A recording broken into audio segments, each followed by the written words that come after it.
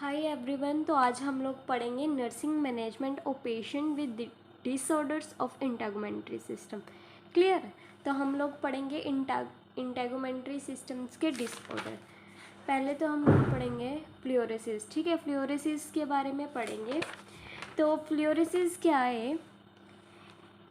ये स्किन की डिसीज़ है, that is auto immune disease.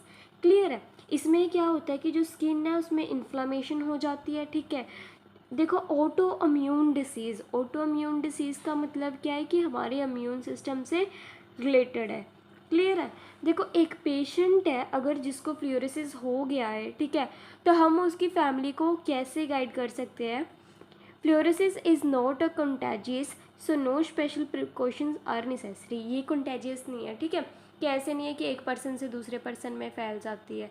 ठीक है, तो आगे है अगर देखो फ्लोरोसिस के कारण लीजन हो गया है तो उसको क्या करेंगे? कॉल तार से कवर कर देंगे। किससे कवर कर देंगे? कॉल तार से। क्लियर है? आगे क्या करना है? Protect the area from sunlight. कितने आवर्स के लिए? 24 आवर्स के लिए। जो एरिया है, सपोज करो यहाँ पे मेरा पैचेस हो गया है, ठीक है, इस एरिया में क्या है? पैचेस हो गए, तो इसको कॉल तार से पहले क्या कर देंगे? कवर कर देंगे। एंड देन उसके बाद क्या करेंगे? इसको प्रोटेक्ट करके रखेंगे सूर्य से 24 आवर्स के लिए। क्लियर? आगे डिस्चार्ज टीचिंग में क्या आएगा कि देखो जब भी पेशेंट को डिस्चार्ज कर रहे हो तो उसको बोलना है कि हाँ तुम्हें ज़्यादा जो है यूवी लाइट में नहीं जाना है। ठीक है, आगे ये क्या है? इसके डायग्नोसिस देखते हैं। पहले देखो जो मैंने ये डायग्राम बना रखा है ना, ये कौन से पेशेंट का? फ्लोरोसिस पेशेंट की स्किन पे ऐसे कलर के पैचेस देखने को मिलते हैं, देख ही सकते हो। That is fluorosis clinical sign. ठीक है, आगे डायग्नोसिस में देखो कि स्किन में लीजन देखने को मिलेगी। That's very important. देखो मैंने पहले से मार्क कर रखा है कि एम्स में पूछा गया है कि जो फ्लोरोसिस है उसमें कैसे पैचेस देखने को मिलते हैं? Silver white scaly patches on the scalp. ठीक है, जरूरी नहीं है स्कैल्प पे ही होंगे, एल्बो पे भी हो सकते हैं, नी पे भी हो सकते हैं, सैक्रल रीजन में भी हो सकते हैं। क्लियर है? जो क्लाइंट के टोनेल्स है वो थिक येलो हो जाते हैं। कैसे हो जाते हैं? Thick yellow. क्लियर है? अब हमने पढ़ तो लिया कि फ्लोरोसिस होता क्या है। क्लियर है? अब हम लोग पढ़ेंगे मैनेजमेंट कि जो सैलिसाइक्लिक एसिड है हम इसमें देते हैं। क्लियर है? पेशेंट को रेफ़र करते हैं जो भी फ्लोरोसिस का पेशेंट होता है, जिसमें क्या होता है? Systemic toxicity of acetyl SA. ठीक है, क्या होता है? सिस्टमिक टॉक्सिसिटी ऑफ, अगर देखो हम ज़्यादा ले लेना सैलिसाइक्लिक एसिड तो इसकी वजह से क्या है? टॉक्सिसिटी देखने को मिलेगी बॉडी में, जिसकी वजह से टाइटनस, ठीक है, ये हो जाता है। मतलब क्या है? बंदा बहरा सा हो जाता है। क्लियर है? क्लिनिकल फाइंडिंग्स में क्या आ गया कि देखो इसके लिए लीजन देखने को मिलेंगे। ठीक है, ईचिंग होगी, पेशेंट को रेड कलर के पप्यूल देखने को मिलेंगे। क्लियर है? ये देखो मैंने दिखाया ना रेड कलर के पप्यूल। आगे नर्सिंग इंटरवेंशन क्या है? देखो कि नर्सिंग इंटरवेंशन में क्या आएगा कि हमें टॉपिकल एप्लीकेशंस देनी चाहिए पेशेंट को। कैसे कि स्टेरॉइड लगा देना चाहिए। स्टेरॉइड भी अपन को पता है दो तरह के होते हैं। ठीक है, एक तो टॉपिकल जो कि लोकल इफेक्ट शो करेगा, और systematic that is enteral and parenteral. Clear है? समझ आ गया इतना फ्लोरोसिस? पक्का? तो आगे हम लोग पढ़ेंगे फ्लोरोसिस का ही कि देखो जो फ्लोरोसिस है इसमें क्या हो रहा है कि इन फ्लोरोसिस स्किन सेल जो है, ठीक है, स्किन सेल्स पाइल अप हो जाएंगे स्किन के सरफेस पे। देखो स्किन सेल्स है, ये पाइल अप हो गए। ठीक है, तो ये लोग क्या कर देंगे? पाइल अप होके एक पप्यूल बना देंगे। क्लियर है?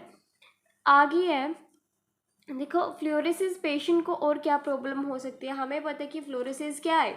ऑटो इम्यून डिसीज है, तो उसको अरिथ्राइटिस हो सकता है। क्या हो सकता है उसको? अरिथ्राइटिस। क्यों? क्योंकि arthritis is also autoimmune disease. ठीक है, आगे क्या है? फ्लोरोसिस खराब से खराब कब कौन कर सकता है? ठीक है, जो फ्लोरोसिस एक पेशेंट है, सपोज करो दिस इज पेशेंट, ठीक है, इस पेशेंट को फ्लोरोसिस हो रखा है, इसको और कौन सी ऐसी कंडीशंस है जो और भी ख़राब कर सकता है? ठीक है, अगर ये पेशेंट बीटा ब्लॉकर मेडिकेशंस ले रहा है, स्ट्रेस ले रहा है, बहुत ज़्यादा ड्राई क्लाइमेट है, तब भी क्या हो जाएगा कि जो फ्लोरोसिस है उसके ज़्यादा फैलने की चांसेस हो जाएंगे। अब आप लोग बोलोगे बीटा ब्लॉकर ड्रग आखिरकार होती क्या है? ठीक है, जो मेट्रोप्रोलोल है, एटिनोलोल है, that is beta blocker drugs. Clear है? मैनेजमेंट में क्या आएगा कि यूज़ स्किन मॉइस्चर यूज़ करना चाहिए। क्लियर है। Spend brief period of time in sun, मतलब ब्रीफ पीरियड ऑफ टाइम मतलब ये नहीं कि कंटिन्यूसली सनलाइट में बैठना है, मतलब ब्रीफ पीरियड शॉर्ट अमाउंट में सनलाइट भी लेते रहना है। ठीक है। अब देखो फ्लोरोसिस इंटरवेंशन क्या है, इंटरफेरेंस क्या है कि देखो फ्लोरोसिस के कारण ना जो भी पेशेंट है, ठीक है, उसको क्या हो जाएगा, जब वो सोएगा तो उसको ईचिंग होनी शुरू हो जाएगी। ठीक है। प्लेग दिखने शुरू हो जाएंगे उसके हैंड पे, जो कि मतलब ना बंदे की ब्यूटी में थोड़ा सा अनकॉन्शियस सा बन जाता है। क्लियर। अब ट्रीटमेंट में क्या है, टॉपिकल मेडिकेशंस देंगे। ठीक है। जैसे कि स्टेरॉइड, फोटोथेरेपी दे सकते हैं, कोलतार मैंने बताया था। ठीक है। इम्यून सिस्टम ट्रीटमेंट दे सकते हैं, सैलिसाइक्लिक एसिड दे सकते हैं। क्लियर है। आगे नर्सिंग इंटरवेंशन में क्या है, अप्लाई एसिटिक एसिड कंप्रेशन। अगर प्रेस्क्राइब किया है फिजिशियन ने तो हमने क्या देना है पेशेंट को, एसिटिक एसिड कंप्रेशन।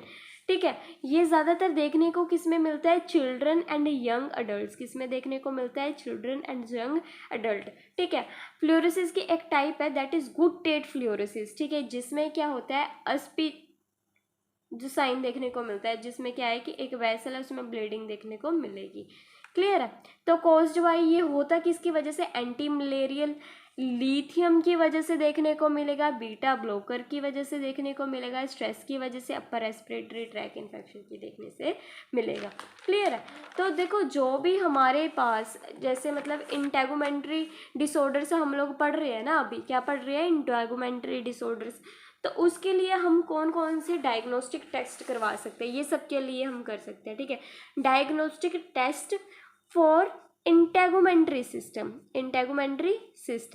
क्लियर है। बायोप्सी करवा सकते हैं, पैच टेस्टिंग करवा सकते हैं। जैसे फॉर एग्जांपल किसी पेशेंट को एलर्जी है, ठीक है, तो उसके लिए हम कौन सा टेस्ट करवा सकते हैं, that is patch test. Clear है। आगे क्या है, टेजेंग स्मीयर, ये किसके लिए एग्जामिन करते हैं, सेल्स को एग्जामिन करने के लिए। ठीक है। कल्चर एंड सेंसिटिविटी, इम्यूनोफ्लोरोसेंस करवा सकते हैं, क्लिनिकल फोटोग्राफ करवा सकते हैं। ठीक है।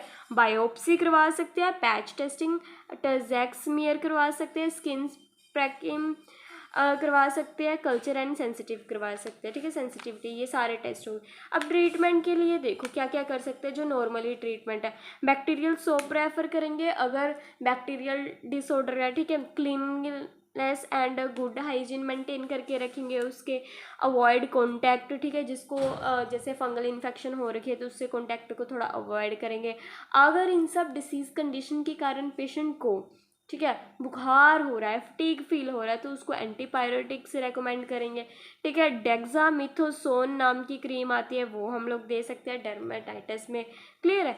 डाइफिनाइल हाइड्रामिक हाइड्रोक्लोराइड, ये भी दे सकते हैं किसमें, डर्मेटाइटिस में। क्या, डाइफिनाइल हाइड्रामिक हाइड्रोक्लोरिड, डाइफिनाइल हाइड्रामिक हाइड्रोक्लोरिक। ठीक है।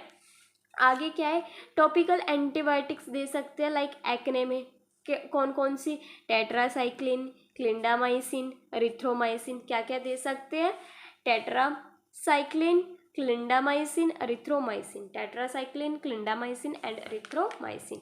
तो ये था हमारा आज का topic, that is fluorosis. Okay.